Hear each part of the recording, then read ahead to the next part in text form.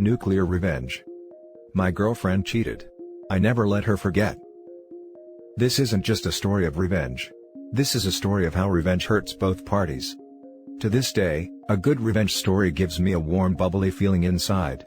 I believe it comes from this college experience years ago, when I got revenge on my cheating girlfriend, and it felt good.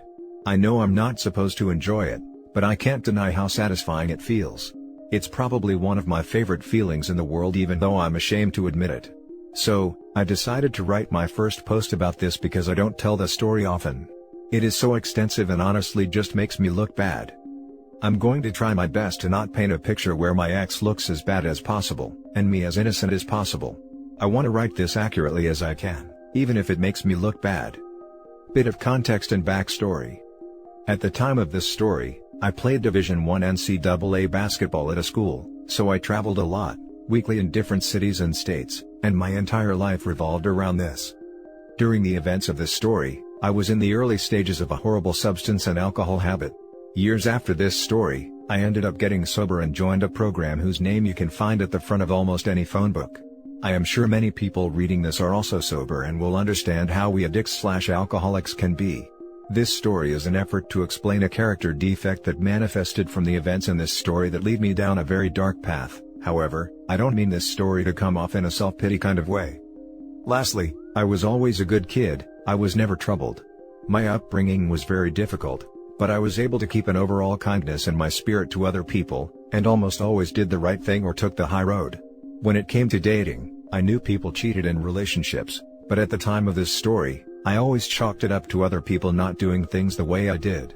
I never really thought it would happen to me. I always thought that because I was a 5-star boyfriend, and my amazing choice in women, infidelity would never be a part of my dating journey. I was naive. I really thought highly of myself and also had a real arrogance like any guy in his early 20s, I guess. The build-up.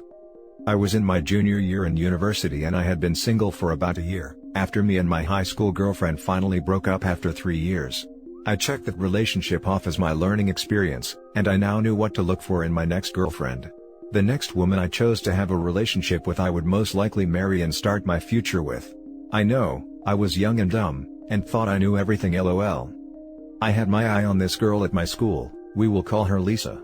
I saw Lisa around the collegiate athletic facility, the university team's training grounds, and locker rooms. Lisa ran for the track team and was damn good. The various athletic teams often had parties, and I knew that the first one I saw her at, I would introduce myself and try to chat her up a bit, and see where it led.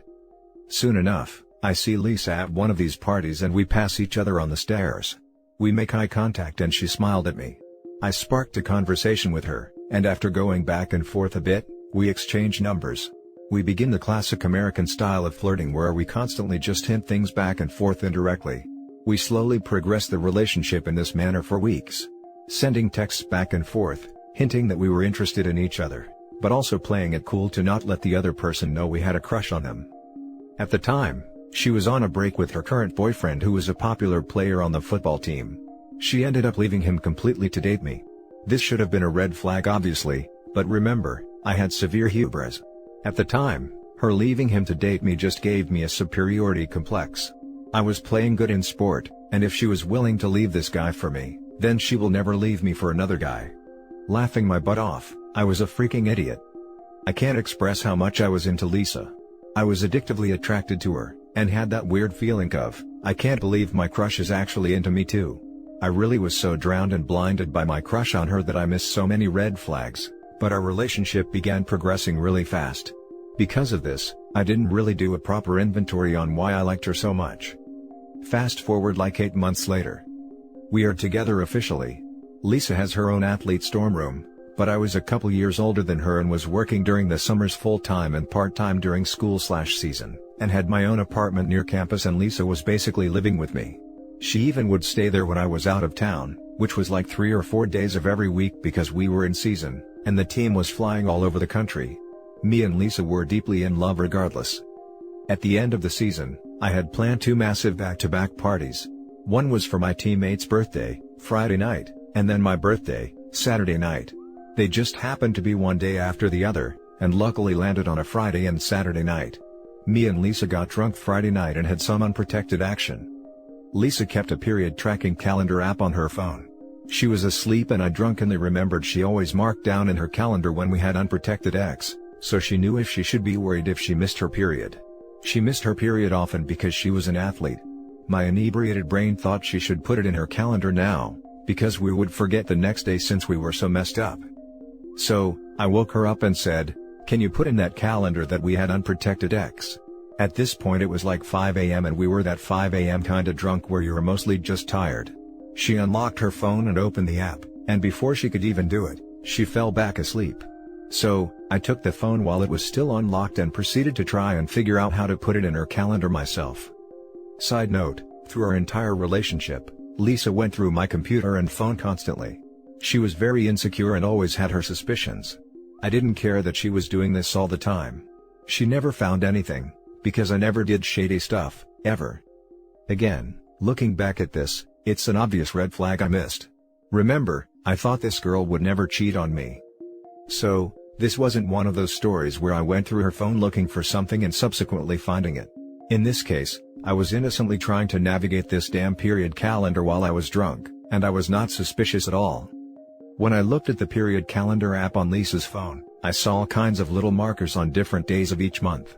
Each marker was a different color, so I opened one to see what the color coding meant. I saw that red was obviously symboling her period, and then there was also black markers that showed when she had unprotected X. This is when my heart sank into my stomach. This freaking calendar was peppered with black markers. It looked like a checkerboard with only a handful of red pieces left, and all the freaking black ones. There were black markers on dates that I was in a different city playing basketball.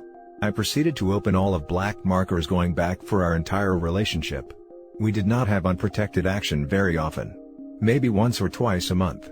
She had written the names of the guys she had unprotected X within the notes section of the black markers.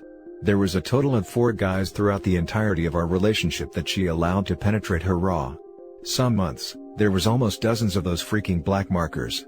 Sometimes there was 2 in one day. Looking back on this, I wonder if there were more unlisted men that I didn't see because she clearly only kept track of the guys and times she had unprotected X. In almost every story I hear of infidelity, it involves the discovery of text messages, being informed by a friend, or the classic coming home early and catching your partner red-handed. I, on the other hand, discovered a freaking well-documented ledger of almost every time she cheated and had unprotected X. Amongst the 4 guys I discovered, one of them was her ex that she originally left to date me. Cheating on me with him was a common occurrence. There was some other unknown guy, she was also clearly sleeping with him regularly.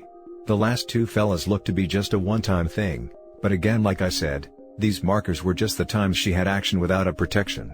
So who knows what the true story was there. I sobered up real quick.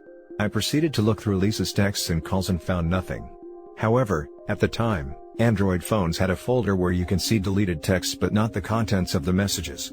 She had thousands of deleted texts and calls, but I couldn't see what they said, but I saw the numbers and did a quick Facebook search and matched one with her ex, in addition to something like half a dozen other random dudes.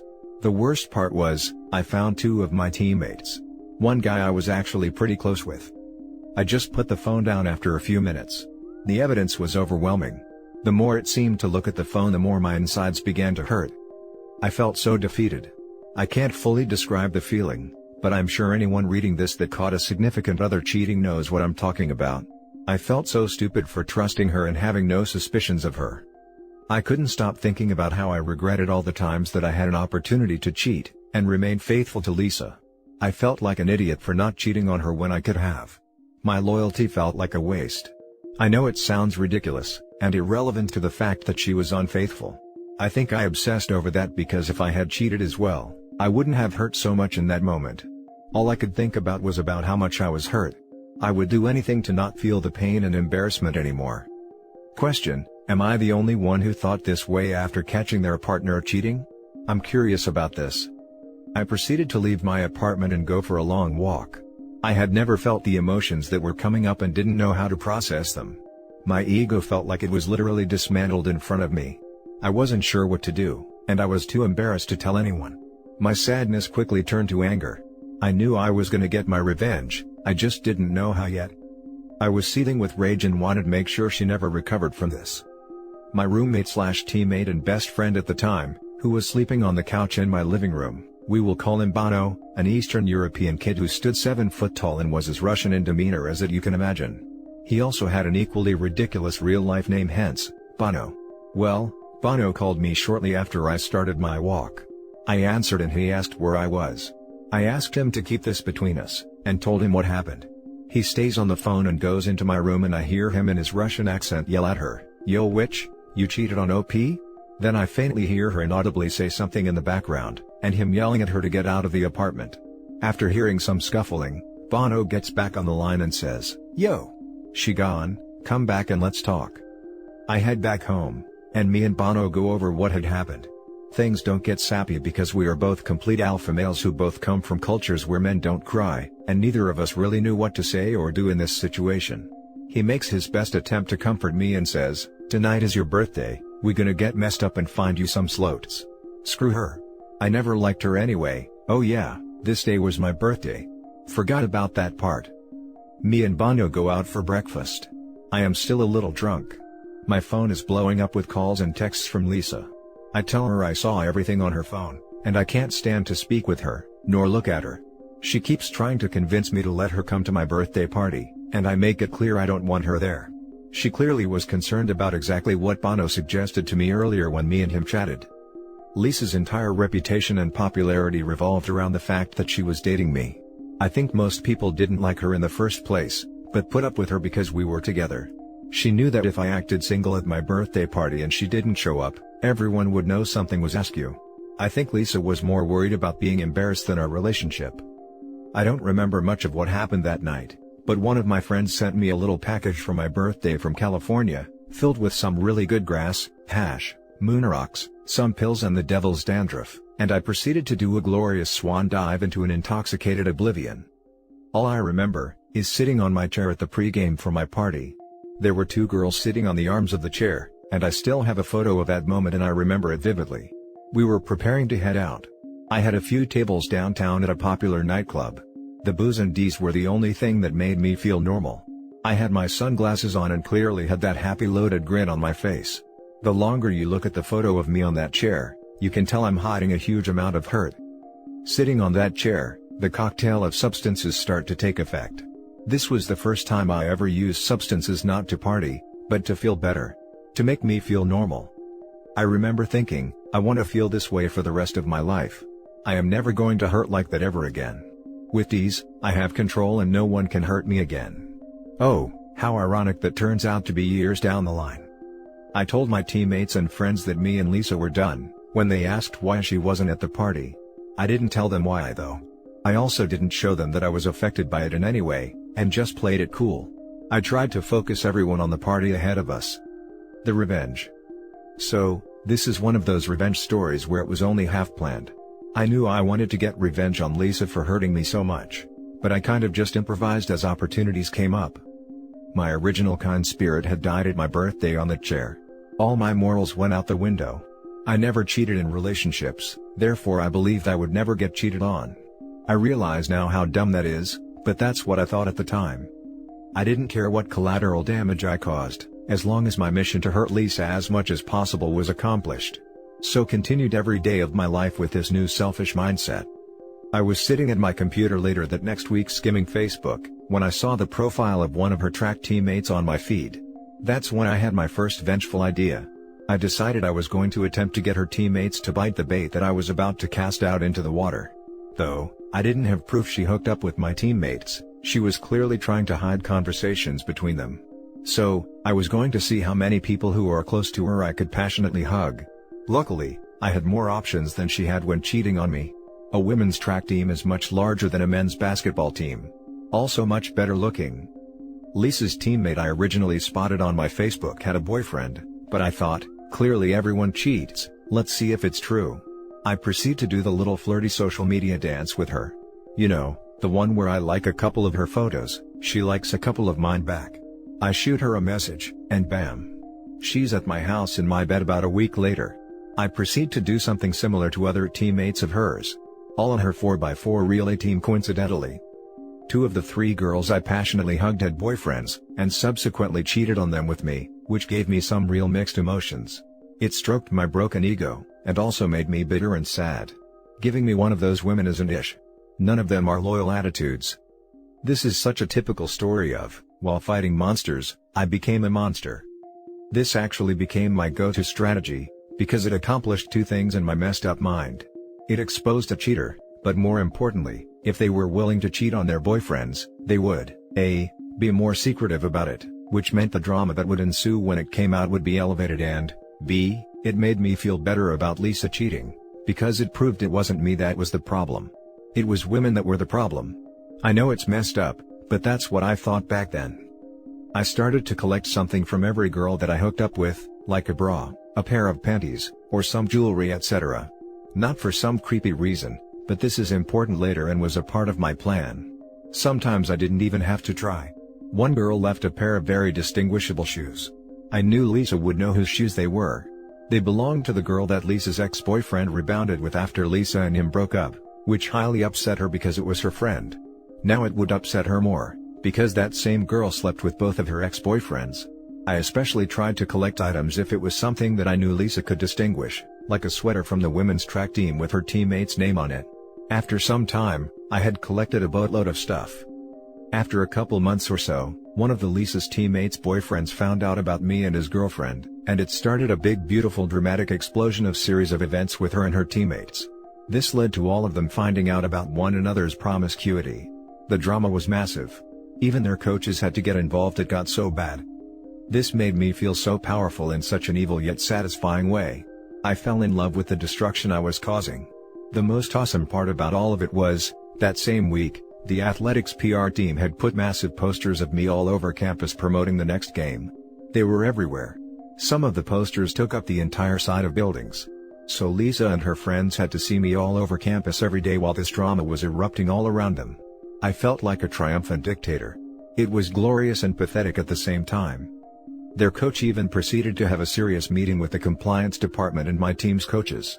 My coaches literally laughed at her, saying, "This seems like an internal issue, but OP hasn't done anything illegal or broken any school policy, so there is nothing we can do."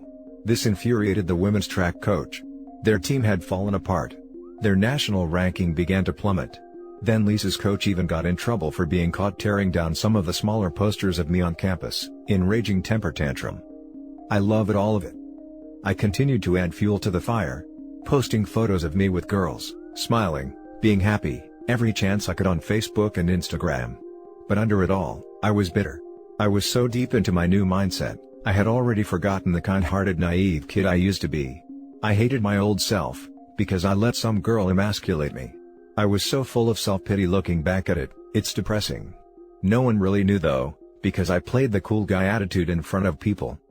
There was even a girl on campus on one of the sports teams, who claimed that she was pregnant with my kid after I pretended to like her the same way I did with all of the other girls on Lisa's team, and soon as we passionately hugged, I moved on.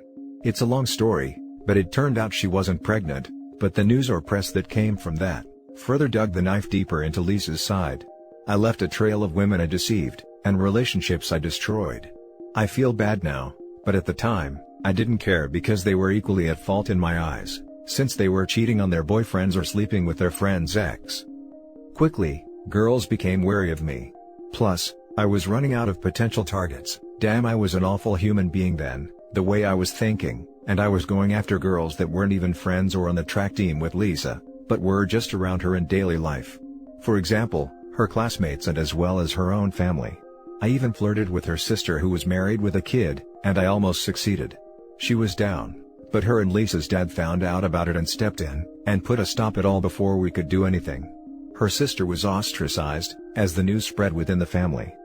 I wanted Lisa to know I was everywhere, and constantly remind her how she messed up. In my eyes, this was all her fault and she unleashed this fury of chaos upon herself. She should never have messed with me like that. Lisa had to take an extended medical leave because of her depression, and mental health issues she was experiencing from the whole situation. She was becoming self-harming. She even had to go on medication and lost tons of weight. She began to look extremely unhealthy. The whole mess was torturing her, and the more she hurt, the better I felt. At this point, I had already inflicted more damage than she did to me, but I had become addicted to the feeling of power. I spent zero time processing my own emotions or moving on from what happened. All I wanted was more revenge, and I couldn't stop. After weeks of ignoring Lisa's texts and calls, she finally gets a hold of me by showing up to my apartment unannounced late at night. She was there to pick up some stuff she left from when she lived there to take home. She was actually a local, and her parents lived close by. She was still on her medical leave and no longer staying on campus but rather with her parents.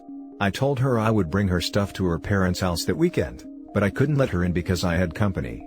Which I did, but it wasn't one of her teammates or friends, unfortunately. I then take all the items I had collected from all the girls over the weeks. There was probably like 8 or 9 things from different girls including her teammates, and threw their belongings in along with Lisa's stuff into big black trash bags.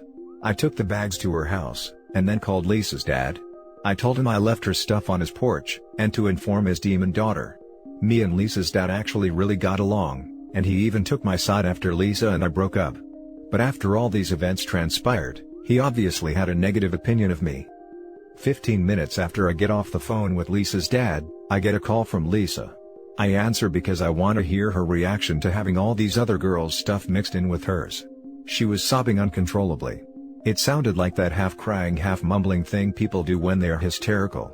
She wasn't even angry, just desperately begging me to stop my tyranny.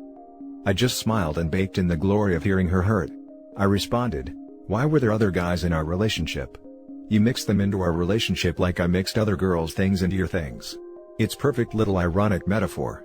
I thought it sounded cool at the time, and was real proud of myself. Facepalm.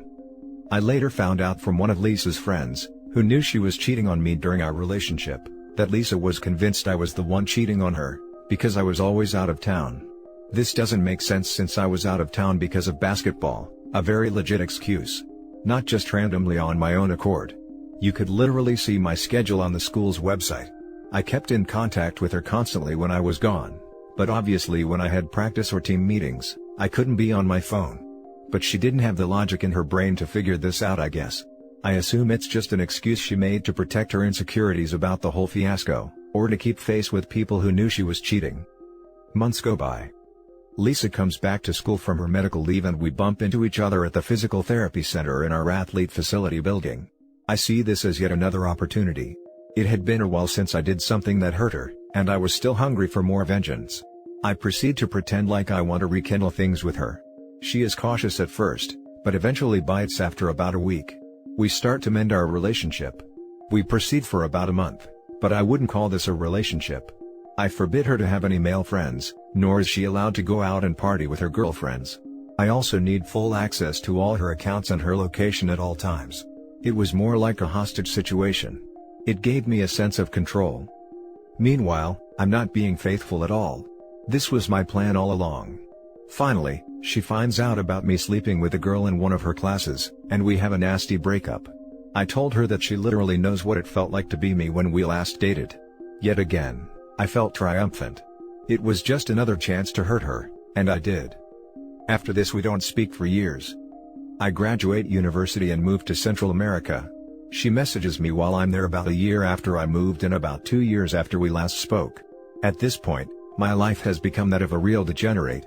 I was doing copious amounts of substances on a daily basis, and about 75% of my life was involved in some sort of illegal or nefarious activities. But I still blame her for me becoming the dark soul that I was, and taking no responsibility for my bitter immoral nature. I hadn't had another relationship since her, and always had trouble because I couldn't trust a woman in any capacity anymore. Even after years had passed, I saw this instance of her messaging me as yet another opportunity to hurt her. We begin to talk as friends and even getting flirty with each other over Facebook Messenger. Mind you, there is literally many countries, states, and an ocean between us at this point. I was planning a trip back to my old university to visit some friends. However, what I told her was different. I explained to her I was moving back to the city for a new job I was just offered. We decide to meet up when I get back and see if there is anything worth saving between us. I had put on my best acting hat, and try to seem like I've put our past behind us. However, I'm just as vengeful now as I was years ago. She's finishing up her last year at university, and I make the trip back to the USA. I meet Lisa at a coffee shop when I arrive. We spend the entire night together.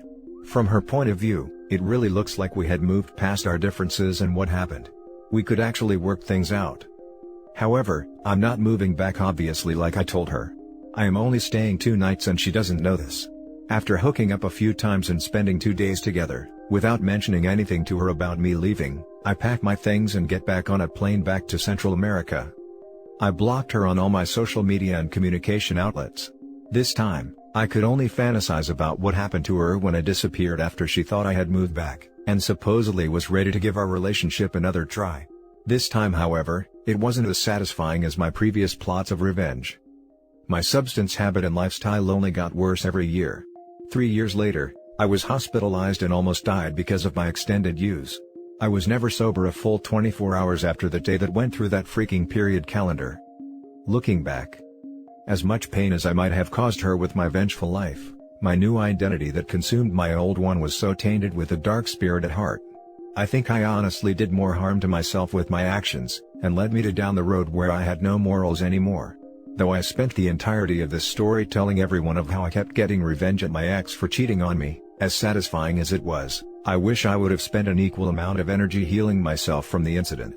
If anyone reading this is experiencing the pain that comes with cheating, a good revenge story can bring you some satisfaction, but I hope you don't make the same mistake I did. Rather, spend more time healing yourself from the hurt and moving past it. The revenge won't heal you. It will be a separate journey, but could distract you from putting yourself back together. Luckily, I got sober and am sober now 4+ years. I even had another girlfriend of 2 years cheat on me before I got sober, but this time, I didn't take revenge. I spent my time healing. I changed and only focused on myself, and that was way more satisfying than the revenge I got on Lisa for cheating on me. Now I'm married almost 2 years to a woman who is sober, and man do I have a good life. I have a dream job and a dream marriage. Thank you everyone who read this.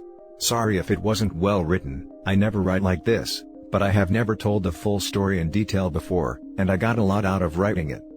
Mostly, what I hope to get from this is to share my experiences doing horrible things, but feeling an immense satisfying feel from it where it's almost addictive.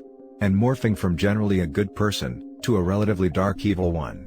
Obviously, people have dark moments, but I feel like my personality and psyche has never been the same since that experience. I'm looking forward to any responses to the people willing to read this story. Now for some comments. How the hell did your girlfriend not get an STD? Good question. How did he not get an STD from all the chicks he slept with though? I used protection. Only Lisa was doing that unprotected stuff. However, she did find out later she has schizophrenia. Kinda feel bad for her. This is r/supernova revenge levels of degenerate. Thought I had all the revenge subs, it goes further. Thank you. Damn, I was really disgusted with her having unprotected actions with every male in the book while in a relationship, but damn your revenge was so toxic. I really hope you can trust your wife now and don't go to extremes. Cheers. Yes, I have zero trust issues with my wife. She is a gem. Our marriage has been thriving for years. I'm glad it turned out well for you OP, I enjoyed the story, and some of it is relatable. Thanks for sharing. And that's it for this video guys. If you have thoughts to share, leave a comment below. Don't forget to hit like and subscribe if you like this content. I'll catch you in the next one. Good day everyone.